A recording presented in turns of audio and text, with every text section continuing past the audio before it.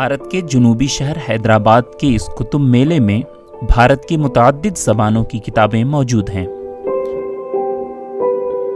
Book fair में आने से तो बुक्स को देख के करीब होता है इंसान, उसको बुक को जो फासला हो गया आजकल इंटरनेट की वजह से, डिजिटल लाइब्रेरी की वजह से, जो ये बुक से जो फासला हो गया वो कम होता जाएगा, क्योंकि यहाँ पे काफ़ी सारे नॉवेल्स हैं, काफ़ी सारे ऑटोबायोग्राफीज़ देखने को मिल रही हैं, बुक्स अच्छी बुक्स हैं काफ़ी, जो बुक को छूने का एहसास के वो एहसास बाकी रखता है ऐसे बुक फेयर की वजह। जो सो बहुत सी ये ज़मीन आसमान का फ़र्क हो गया अभी।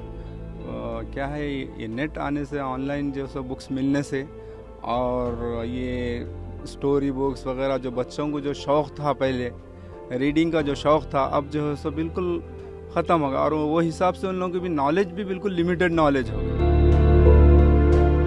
यहाँ तेलुगु और अंग्रेज़ी में इस्लामी किताबें मौजूद हैं, जिसमें तारीख़ इस्लाम और इंडियन आर्किटेक्चर इन इस्लामिक एरा वगैरह काबिल ज़िक्र हैं। जब ETV भारत के नुमाइंदे ने तमाम कुतुब स्टॉलों का जायजा लिया तो पता चला कि एक भी उर्दू बुक स्टॉल मौजूद नहीं है। हैदराबाद उर्दू के फ़रोग़ और तरक्की के लिए अहम शहर है। यहाँ उर्दू एकेडमी, पब्लिशर्स और मुतअद्दिद किताबों की दुकानें मौजूद हैं, लेकिन इस बुक फेयर में एक भी उर्दू बुक स्टॉल न होना उर्दू शायकीन के लिए मायूस कुन बात है।